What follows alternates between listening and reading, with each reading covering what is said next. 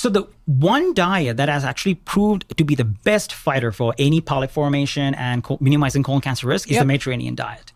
The Mediterranean diet is the best. If I were to break it into a simple form, if you have your plate, half of your plate should be vegetables, especially cruciferous vegetables like broccoli, cauliflower, and whatnot. The other quarter of it should be healthy, lean proteins coming from seafood, chicken, less processed red meat, especially 1 to 2 servings a week is okay. And the rest should be just like your complex carbs, right? That should be the best way to go.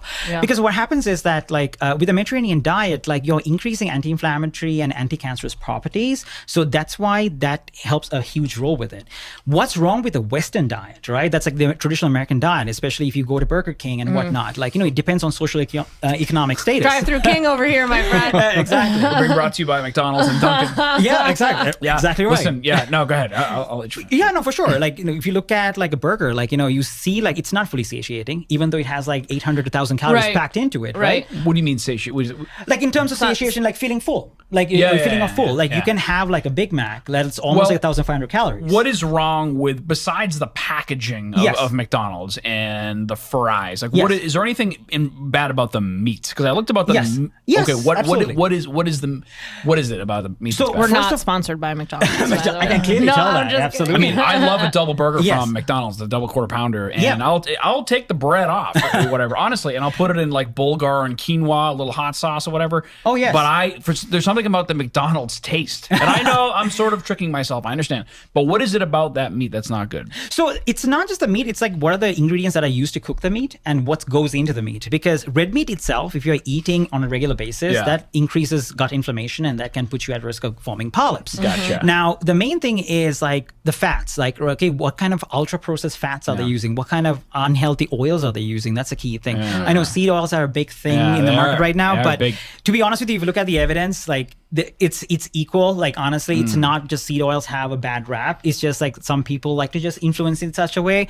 But the problem is like when you're not using healthy fats, and these oils have been like sitting around for a long period of time, they go through their own oxidation process, and that forms mediators that can affect your colon. That's the reason why. My father-in-law's been knocking on my door about metabolic health and seed oil and stuff and going bad and rancid and heat and what to cook with in high heat, and there's different, so coconut oil we use to cook absolutely. with. Coconut, you can't go wrong. It's expensive though, dude. Yeah. It's like $14.99 a bottle. Well, we all know that eating healthy is usually more expensive than eating. But it's a very poorly. good point though. Anytime you try to eat healthy, it's the most expensive thing. Yeah. Eating like bad food, processed food, getting a burger is much more cheaper. Well, that's the unfortunate problem. So if you look at it, when you look at the statistics for colorectal cancer, those who have low socioeconomic status, who are just have readily access to these kind of foods, like frozen foods that you get off. You live in a food desert. You're walking. You're getting your food at a convenience store because maybe you're walking there, and all that kind of stuff. All that kind of stuff. Now, the Indian diet is not great though. No. I wanted to ask honestly, you, culturally, what do you think about the Western diet, and how does it compare to other places you've lived or Sri Lanka? Oh yeah, sure. So for me, that's the beauty of it, because I always wanted to travel across different continents to kind of learn different ways. And one of the things is about diet. So in England, the usual English breakfast, like a pork sausage, mashed potatoes. I just went there for the first time a couple months ago, and it was I was very intrigued as to what they were eating for breakfast. Exactly. Anyway. It's not the most ideal, but it has its merits.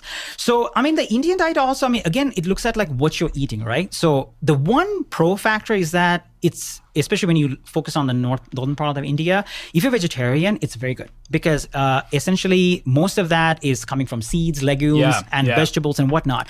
But the problem is like in the way it's cooked, it's calorie dense. There's a lot of like diabetes. There's a lot of heart disease. So mainly it's because they use fats like ghee. Ghee is kind of like, from animal fat. So the problem is like it's more calorie dense. And when you eat too much of it, it's healthy for you. Don't get me wrong, in small portions, in moderation. Like a healthy like fat. boiled butter. Isn't it? Exactly. Is Close like to they it. Just, they boil butter and they take the top off or something.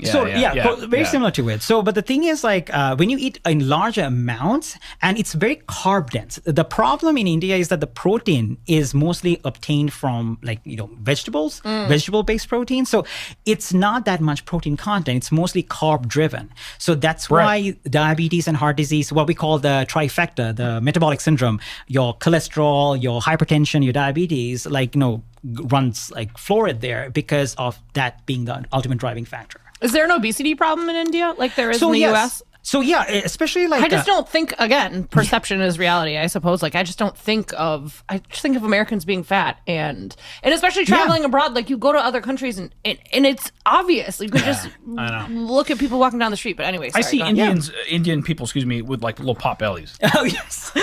One, there's a huge genetic factor to it as well. Yeah. So I'm not being wildly inappropriate. No, absolutely. No. So that is a population where like the problem is genetics play a huge role in this. Obviously. But you have to understand though, everything Taco Bell is in India. We get Burger King in India too now. Yeah, of course. So what happens is like diet-wise, like, all this also is becoming available. And again, they are cheap. So vast majority of the time, if you notice, even that has been like a shift over the recent years where obesity is becoming more predominant, even childhood obesity. Yeah. That's mainly driven by like these calorie-dense foods. So that influence is spreading around. So that is there.